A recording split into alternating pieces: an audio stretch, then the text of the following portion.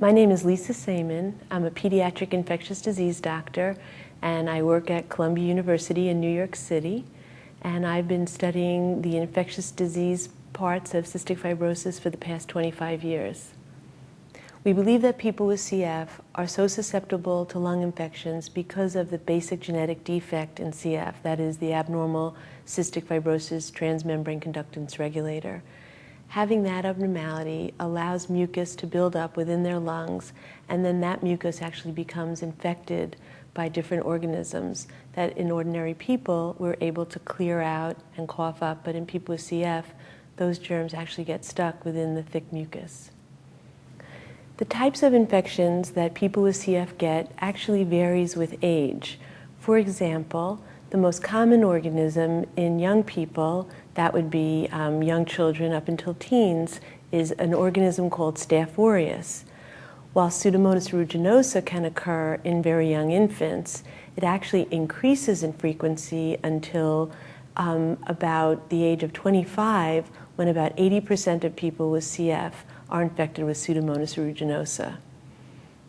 The drug that we've been studying is called azithromycin, which you may also know as the trade name Zithromax.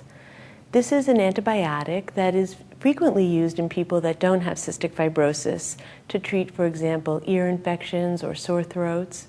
But we began studying it, along with other investigators around the world, to treat people that have Pseudomonas aeruginosa infections.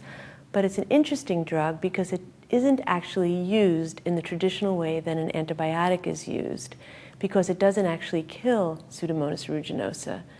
Instead, we think that its mechanism of action, or the way that it works, is that it works as an anti-inflammatory agent and helps to dampen down the overexuberant immune response that can sometimes cause lung damage in people with CF. We hypothesized that it might be of benefit in people who are not yet infected with Pseudomonas aeruginosa.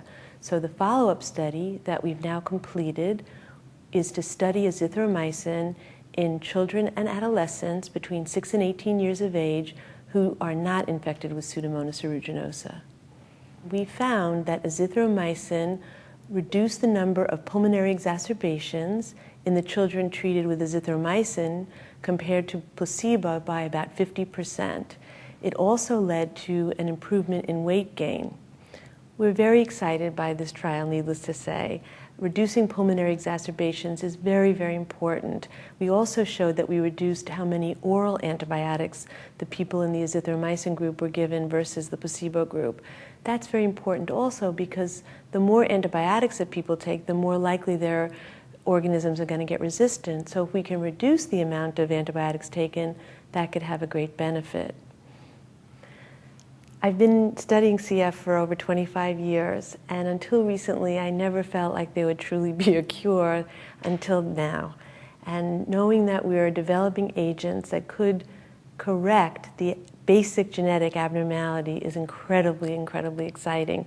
It may put me out of business.